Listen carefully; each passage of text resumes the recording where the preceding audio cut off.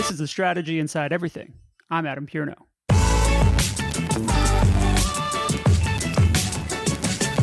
All right, welcome back to another episode of The Strategy Inside Everything. Joining me today from the Windy City is Mr. Colin Mitchell. He is the Chief Innovation Officer at Vice Media Group and the co-president of Virtue, which is the lovely agency inside of or somehow associated with Vice. I know he'll tell us more. Colin, how are you? I'm really well. Thank you. It is great to meet you, and I'm looking forward to speaking with you. Before we get going, would you give people a sense of how you got to the role you're in now?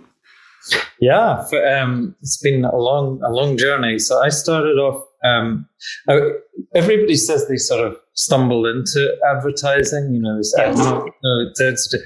I actually loved it. I wouldn't say a sense of vocation, but I remember being asked at 12 what I wanted to do. And bizarrely, I said advertising. So from an early age, I always loved it. And started in the UK. I grew up in Scotland, and they had in those days really good training programs. And I was really lucky. I ended up at an agency called BNP, which at the time was a sort of storied agency. John Steele and there's other notable planners that come from there. And it was really a fantastic education. I mean, I still use the fundamentals that they taught me there every day. And the people like Les Binet, who did the long and the short of it study, he was a cubicle mate of mine for many years. Yeah, I learned a ton. Sarah Carter, who just wrote a book, she was brilliant. And anyway, I was so lucky. It was an exceptional cluster of talent, an exceptional time. And then when I was about 27, I kind of on a whim moved to New York, expecting to stay there a couple of years. And I worked for a couple of boutique agencies, including Cliff Freeman, who sadly just passed away.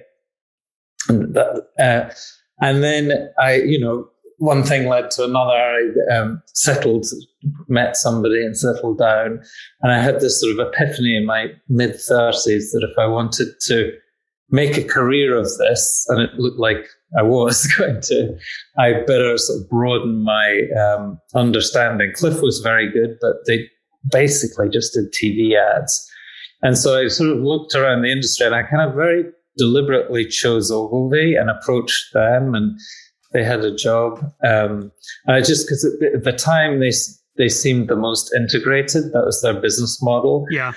And it was like one of those, it was very arrogant. I was in my early 30s, and I sort of strutted into this big bad agency with all my small, little boutique agency cool, and thought I got to tell these guys a thing or two. And it was very humbling. I mean, it was kind of a shock. I'd sit for my first, year or more, I'd sit in these meetings just not knowing what people were talking about, because Ogilvy at that time was just, it wasn't an agency. It was we'd call it now an integrated marketing communications company. But there are all of these experts in direct marketing and technology and so forth that I hadn't encountered before. And so it was I just felt I learned a ton. I ended up staying there over 16 years and rose through the ranks, and I ended up running global planning there under Shelley and then under Miles Young. And it was fantastic. And then out of the blue, I got a call from a woman called Sylvia Lignado, who was sort of the architect of the Dove campaign, who had just become CMO of McDonald's. And I hadn't worked for her, but I knew who she was, and got talking to her. And I had no intention of moving, but I did. And so we moved the family to Chicago, which is where I live now. And I ended up working for McDonald's for nearly 5 years, and rose there to I ran global marketing, reported to the CEO and running a sort of council of the CMOs globally. And that was completely fascinating too. It was an amazing ride because it was a turnaround situation. And then, sorry, I'll speed up, but long story short. No, this is good. Okay. And then anyway, long story short, I was sheltering from COVID just down the road from an old friend of mine, Chris Garbett, who was Chief Creative Officer of TBWA.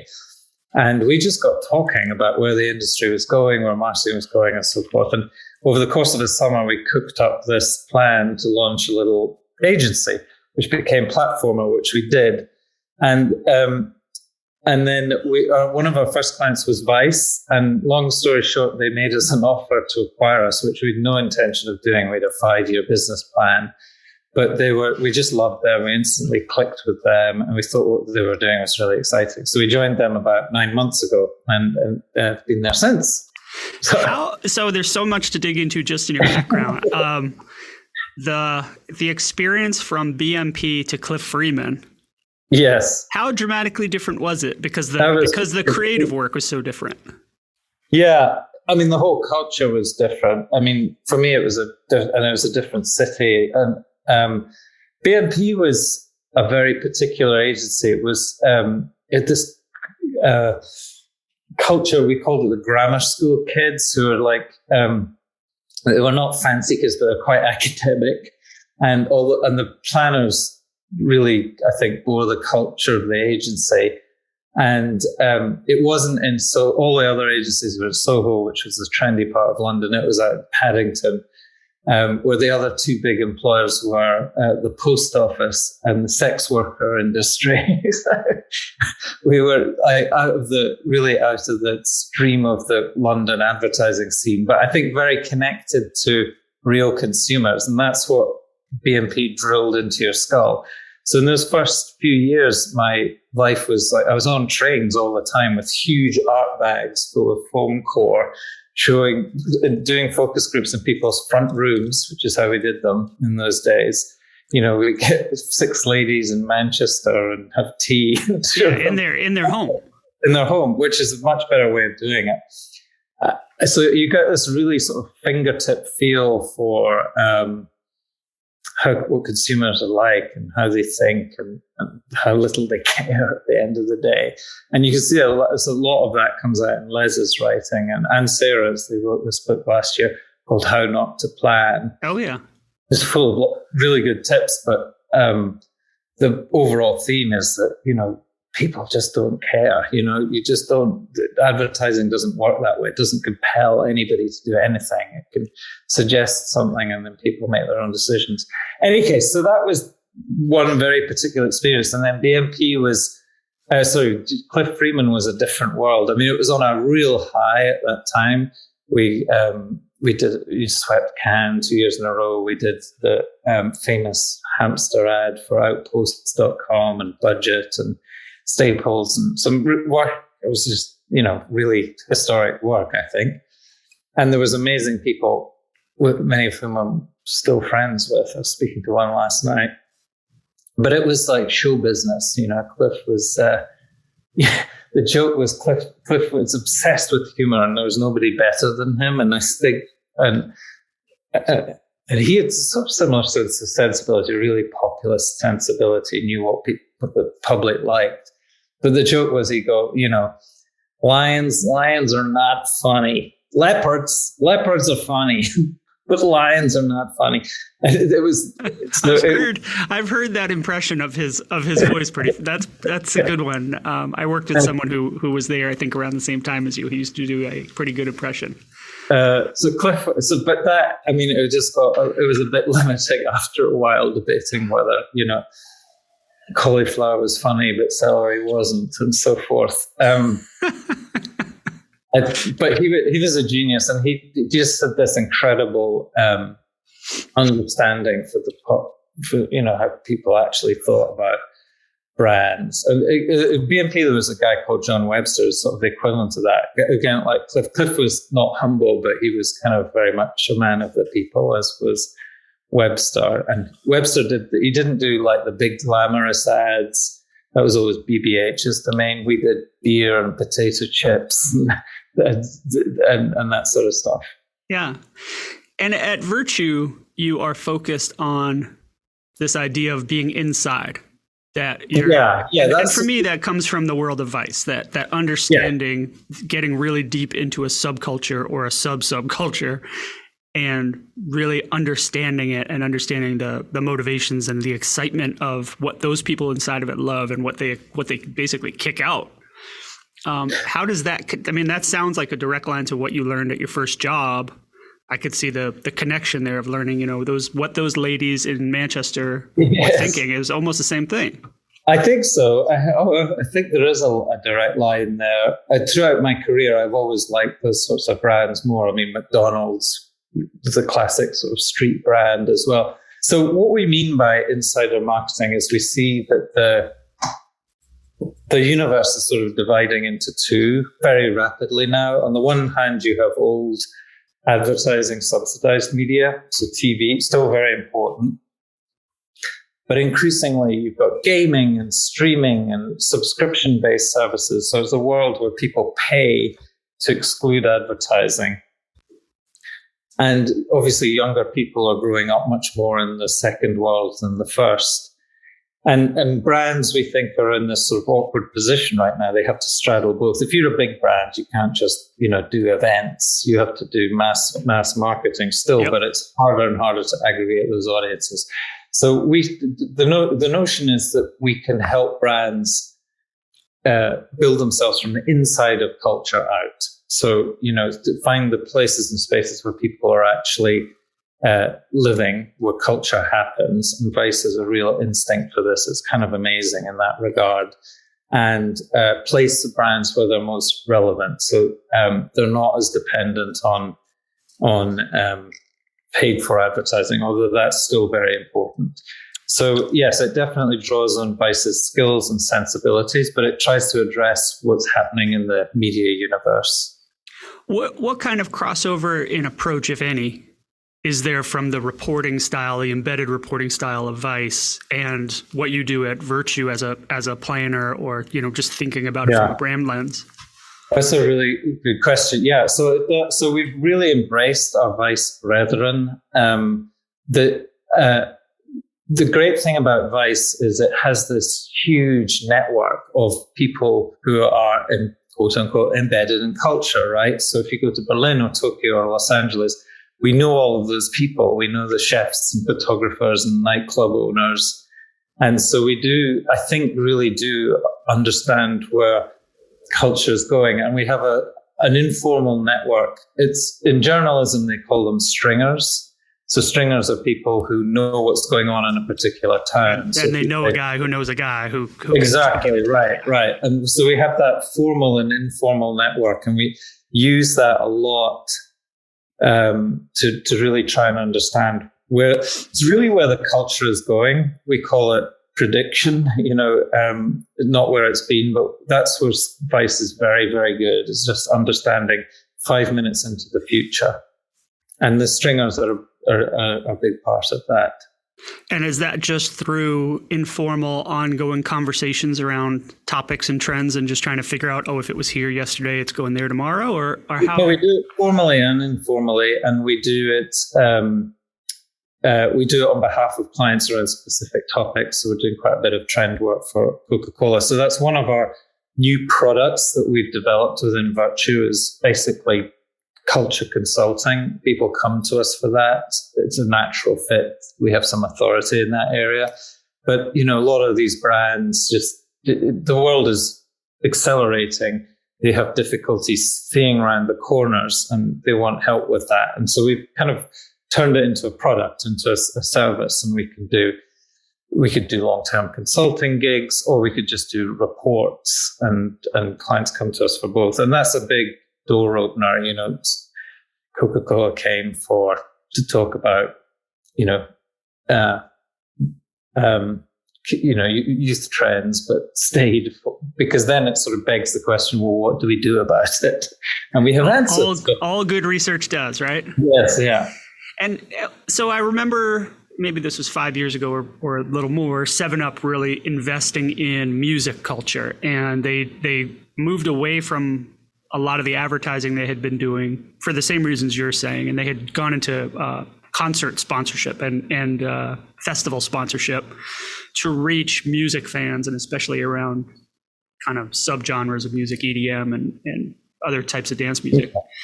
And I wonder, how small do you go to yield insights that can be applied more broadly? Because if you're talking about a brand as big as 7-Up or McDonald's, like it has to still scale. Yes, of course. No, we're trying to get out of those niche little areas. I mean, actually, I think our sweet spot is bigger companies. It's like the companies we've been working with do talk to very, very big audiences, which is what I've done my whole career. That's just been my space. But there is this notion that there are people a year ahead. If you talk to them, you get this sense of where life is going. So we that intelligence gathering is important, but the more important thing is we can execute. So if you want to connect a brand, and there are many through music, we do quite a bit of that. We have this publishing brand called Noisy, which is like kind of like a pitchfork, and we can do a concert series with that. We own this fashion and design magazine in London called ID, which is super inside. It's like and so we could do a fashion event with you through that, or we have another digital publishing brand called Munchies, which is about food. So we could do a food festival through that. So we use our publishing, in particular, publishing capabilities. That's an example of how we can place brands in culture. But there are other. I mean, the best way to think of Vice is it's been through so many metamorphoses, but it started off as this punk scene 25 years ago. But it's really now a sort of mini Disney. That's how I describe it, meaning it's an integrated marketing group. And what Disney is to children, it has this sort of rough target, but it offers a lot of different services, theme parks, cruises, movies, TV, and so forth. So that we are to youth and emerging culture. And there are 5 business units. There's digital publishing, there's news, and there's studios, which makes content for Netflix and Amazon and so forth. And then there's Pulse, which is a production company, which makes music videos and commercials. And then there's us. And we are the sort of portal for brands to access all of that. Yeah, and they can use those spaces as even almost a pilot or a test. You could say, we'll try this food festival, and then they could scale it out. Once you've done that successfully, they could say, okay, there's a value to investing in food. We're working with a major apparel brand right now on a concert series, and that's exactly what they want. They want a replicable packaged product. So we do some concerts in the US, and then that's, as I learned at McDonald's, that's the way global organizations work. You have to sell that through the system, right? And we can help brands do that also. I mean, the internal selling. How much did what you're doing at Virtue and what Vice proposed align with what you started when you dreamt up Platformer? Is it the same idea, and they said, we like what you're doing, let's work together and do it together more formally, or has it changed and evolved a lot?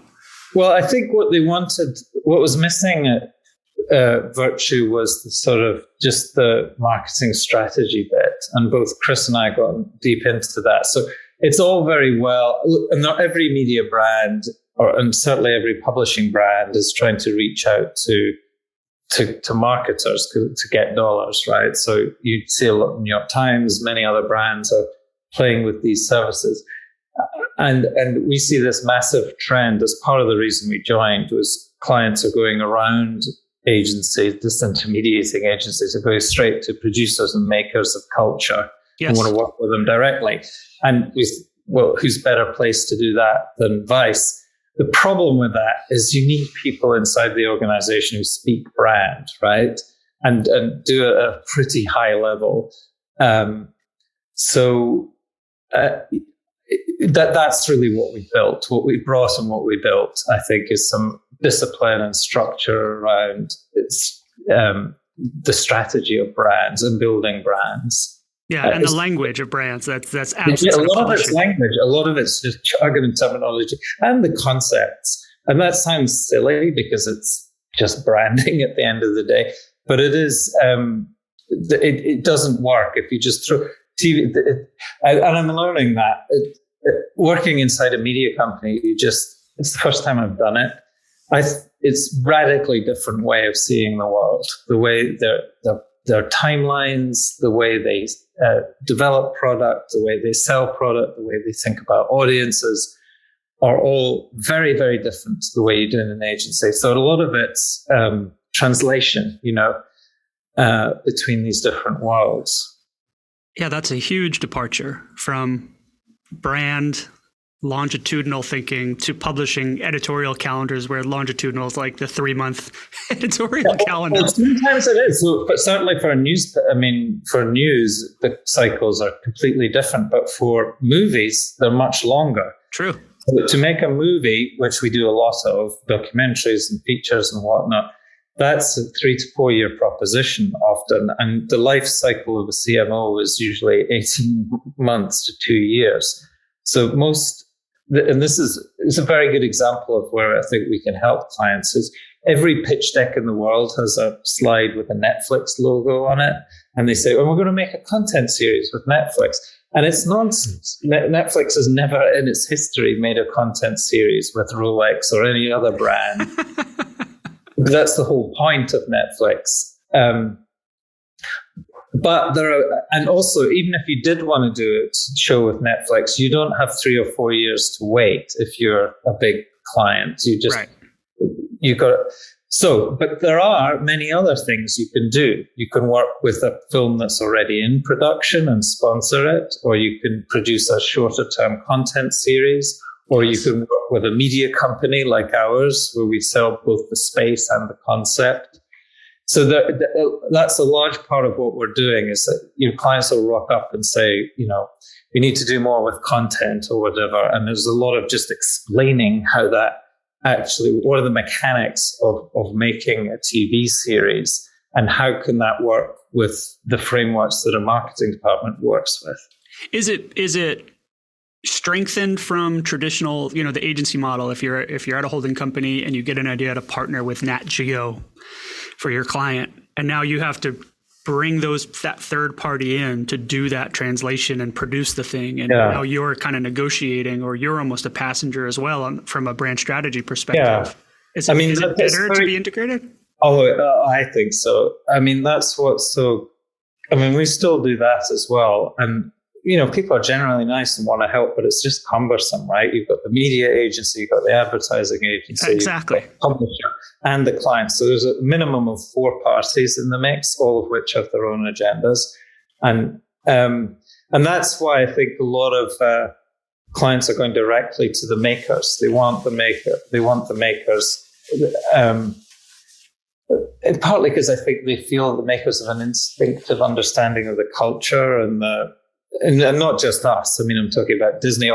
I think one of the most interesting launches of the last several years was Ryan Reynolds, what he's done. There's an example of, it's been fabulously successful. Somebody who instinctively understands where the culture is going, has a instinctive feeling for branding, and but can do things quickly. That's what's more. I know his fame opened doors, but his ability or that firm's ability to turn things in 24 hours that capitalize on moments and culture that they're short windows, man. You don't get months to think about them. No, and you need to know people. If you want to make something, you need to be able to pick up the phone and get 5 people, get a crew together that night very often, which we can do. And you have some of that same flexibility because you're plugged into a news organization that is used to. Yeah, it's not just news. News is just part of what we do. Actually, we work just as much with studios, so that's making content, and then publishing. So this is all these. We also acquired Refinery 29, so fantastic. There's real talent in that group, and so with them we might work on an event. But yes, it definitely comes from those different skills, and that's sort of familiar to me. Remember Ogilvy, that humbling moment. It's sort of the same thing. It's been an education for me. I guess that's what we're all looking for in our careers, right? We're looking to learn something new. And I'm definitely doing that right now. I thought I knew, my wife's a journalist. I thought I knew news. I thought I knew publishing, but I didn't at all. Now you're inside seeing the gears move. Yeah. It was fascinating. Yeah. Yeah, that's always exciting from a planning perspective to see something from the inside out. That's the thrill. Yeah. And Colin, at the top here, you mentioned the training you got at BMP. And I wonder, as we're talking about learning, are you applying any, or are you training your teams or people in the Virtue or Vice organizations a little bit more in brand, formally or informally, or is it mostly just through projects? We're trying to do that. It's a different culture. It's a super nice culture, actually. I thought it would be really austere and cool, but it's not. It's warm and friendly, and people are really nice. But there is a hunger. I mean, I think this is a big problem for the industry, as a generational shift where people just weren't trained on basics. And it's two-way. There's lots of things they teach me, for sure.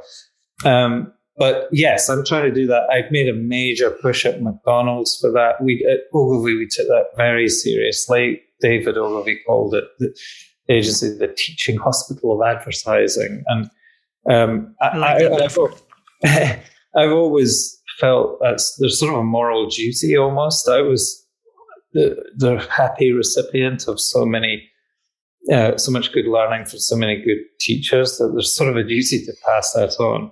So yes, we are a culture that doesn't stop to think very much. It's much more of a doing. It's a making culture. The opposite of BNP in that regard. They still want it. Clients want it, and our people want it. That's great that there's receptivity. It sounds like the culture there is about learning anyway, in general, like learning from any subgroup or pretty inquisitive culture. Yeah, for sure. Yeah. How do you compare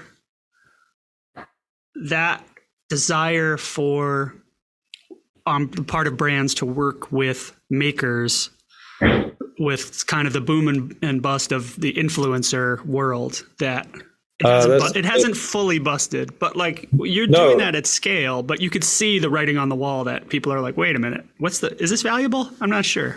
So that's really interesting. So here's what we think about that, because we do have a point of view, is I think three things are converging. And it's one of our four pillars, what we call people. So there's three levels: celebrities, creators, and what we call communities. So celebrities are celebrities, and they're becoming much more important in the world of marketing. Look at Ryan Reynolds and McDonald's with the celebrity meals promotion, which has been widely copied throughout the industry. So celebrities are much more important because of the reasons we spoke about at the beginning, because eyeballs are in a different place. Yep. And then creators are very, very important. The problem is it's a world of bullshit, right? So there's no standards. There's a lot of fraudulence. And I mean, I'll probably get legal letter for saying this, but without naming names, everybody knows what's going on in that world. And we know genuine influencers. We know as I say, the nightclub owners and the chefs and in Berlin or LA or Miami or wherever it might be. So I think we're able to offer more genuine influencers or creators. And then there's community. So that's really what used to be somewhat pejoratively called followers. We think of them as communities that can build around brands. And what's the difference between a follower and a community member? If anybody's interested, we'll happily take them through that. But the basic difference is participation. Yeah, investment, right? Yeah. So and participation by the community member. So our proposition, and I think we have some natural authority in this area, is to say we'll take those three things together: celebrities, creators, and communities, and think of them holistically in order to build the community around the brand. And it's been super powerful for clients. Every client said, yes, that's what we want. We want to do that. So I think, to answer your original question, I think the sort of the influencer, the creator economy or the influencer market is, I think, much better understood as part of this bigger trend, and it's certainly much better mobilized on behalf of marketers in that way. Yeah, and you referenced the celebrity meal trend that McDonald's started, and I wonder if the next phase is more about partnering to create. The brand still wants to be in control of some content. We want it to work well with content that creators make on our behalf, or in partnership, so that those things are speaking to each other in culture, and it doesn't feel like the creators are over here on their channel and we're over here on our channel. Right, and the bottom layer as well, the community. So they have, when I say participation, that's the key. And we discovered that at McDonald's was the key to that was ordinary customers felt that they were part of the experience. It also worked particularly well for McDonald's because there's this truth about McDonald's that, Kanye and the president, Trump at least ate McDonald's, but so do you and I, and so does everybody. And we've kind of starved for that sense of connection with each other. And that's why celebrities is particularly appropriate for that brand. But we've found generally with our promotions at McDonald's, if you don't have this sense of participation, if you give people, even though most people don't do it, if you give people some way of participating in the brand, they can vote on something, or they can send in an idea, or they can comment, or some mechanism for that. 97% of people won't, but the sense that you can is very, very important, that the brand belongs to the community. For those people that want to invest more than dollars, give them a sign that there's things they can do to be a part of it, more than just a customer. Yes, and I know, and Byron Sharp is very down on this notion. 20 years ago, Douglas Atkins called it cult brands. And, in the Sharp theory, with low levels of interaction and low levels of loyalty, most people aren't attached. But that is true. I certainly believe that to be true. That was the BNP theology as well. However, people do like to see this. They do like the sense that it belongs to them, that they can participate in it. And it just makes it feel bigger and more culturally important. And so I like that you brought up Sharp. And I think both things can be true. I hold both of those dissonant ideas in my head that both things are true. I have to be recruiting new customers because loyalty is very low.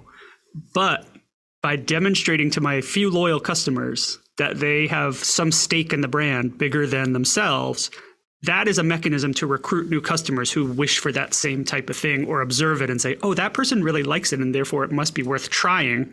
I think that's a way in for people. Right. And this is something that's been demonstrated in the last 10 years. So where we called it users or sellers. So if you look at the new age brands, they've all done it this way. So they don't, the traditional way of marketing a brand is you focus on a non-user and you try and either increase your awareness or you persuade them to try the product. The new age brands give the product away in some form and give or certainly an experience that wraps the brand and pulls people in, and they try it and like it and sign up. So premium products are the best example of that. But it's true. It's true of all of these new age brands. I think Dollar Shave Club, Airbnb, which Chris worked on very closely, Tesla, and so forth. If you think about Tesla versus a Ford or a Volkswagen, it goes about its marketing very differently. And it's based on this community, this sense of community. If my sister-in-law drives a Tesla and she talks to very little else, so every time I just had this experience. Right. Every time she picks me up from the airport, it's like a 30-minute sales pitch, right? Yeah. That's what you want to get going. Absolutely. And so in that case, both things are true. It's interesting. Yes. I think people, absolutely. I think, and Byron Sharp is an extremist, but both things are true. People don't care. They're not loyal, but they do like the sense of participation. And also you can get people to become your loyalists, not loyalists. The advocates can work as recruiters for the brand. Yeah, and I think we're both in agreement with Sharp that that's pretty rare and hard to do. I mean, you cited Tesla. That's a pretty big investment. It's hard to get someone to do that on, like cookies. But it's not. But all of these DTC brands. We're working with Dollar Shave Club, which is it was an amazing brand and the original. They were the first in that wave. Yeah, and I think that all changed 10 years ago with them and all of their followers, is you can do this on a micro scale and then grow it very quickly. And if the last 2 years of COVID has taught us anything, it's taught us the basic mathematics of, epidemiology. If you get if one person tells two people who each tell two people, it can spread very, very fast. Yeah. I wanted to ask about a lot of the examples you gave were about chefs, and I brought up music. And so those are more music festivals. Those tend to be in person and live. There's a lot of buzz about the metaverse. But I wanted to hear really quickly about your thought on insider thinking as it relates to digital cultures and digital communities. We talked a little bit before about Roblox, which I'm witnessing firsthand with my own family. But I wanted to see what your thoughts are on how Insider applies to those communities. Well, there's nothing more inside than these communities, right? And talk about creating what I said at the top of the call about dividing media universes. And this is like almost a hermetically sealed world, and it's very hard for brands to get in there. I mean, it's been done, Travis Scott launched on Fortnite and so forth, and some great moves and so forth. But we think this is huge. I mean, this week's news about Microsoft acquiring... Oh, it's amazing. Blizzard, that's tectonic. This is happening much faster than anybody, including us, imagined it would. So you need to be in there, and we've got more calls than we can handle. We've got like 4 projects. We did the Coke NFT, which was one of the first ones, which we're very proud of, and that opened our eyes to how powerful this is. We've got some. Can't disclose it today, but later this week we've got some exciting news coming about our own presence in the metaverse as a brand, and we're working with everybody, and every client wants to talk about this. And I think it's not just a trend; it's a tectonic shift. And there are hundreds of questions like: should I be in Decentraland? Where should I be? How do I pay for this? How do I make it safe, brand safe, and so forth? We're like everybody else trying to learn that very, very quickly. And I look at you mentioned Travis Scott, but I look at Chipotle that put a virtual store in Roblox, and I thought, that's it. That's what you're doing. You're going to put a virtual store in there. That seems like it was more than that, but it seems. Yeah. I mean, there's a lot of land grabbing. It's just that the point is, I mean, good luck, good for them. They did it quickly and they did it first, but they're going to find out. I'm sure they've thought of this. They're very sophisticated. They are very smart. Yes. But what do you do with that? Can you buy food? Can you work there? Can you? How does that interact with the rest? With the rest of that universe? But I think they chose correctly. I think Decentraland is the right place for them to be. Yeah. Or were they in Roblox? They were in Roblox, I think. Okay, so that's interesting. So, much bigger audience right now, but it's a closed world. So one of the fundamental questions you have to ask is, do you go into an open world or a closed world? Our view is the open world, although now it has smaller audiences, ultimately will be the place brands want to be. Yeah, and I think that's the big question is, do we want to leverage an existing community in a closed world, or do we want to build something of our own that's decentral that we can build roads into? Yeah. Well, Colin, very nice to have a chance to speak with you today. Thank you so much for joining. Yeah, it's been a real pleasure. Thank you. And where can people find you online? I know they can find out more about Virtue at virtueworldwide.com, and I'll obviously link to that in the show notes, but where can they find you? You can, probably the best way is to email me at colin.mitchell@vice.com. I don't have my own site, but you come to the Virtue site. There's some good content there. Yeah, it's really rich. I spent some time there getting ready for this and learned a lot. So. And there's more coming. We're going to publish much more of our, our understanding of where things are going. Awesome. Well, thanks again. Great talking to you. Thank you very much. Bye-bye.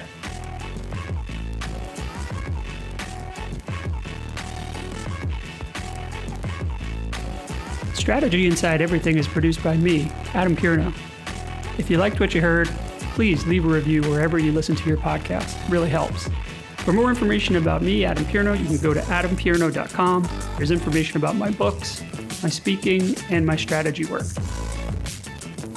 Have an idea for a guest? Send it my way. Just go to adampierno.com and you'll find a form there that'll help you connect. Thanks for listening.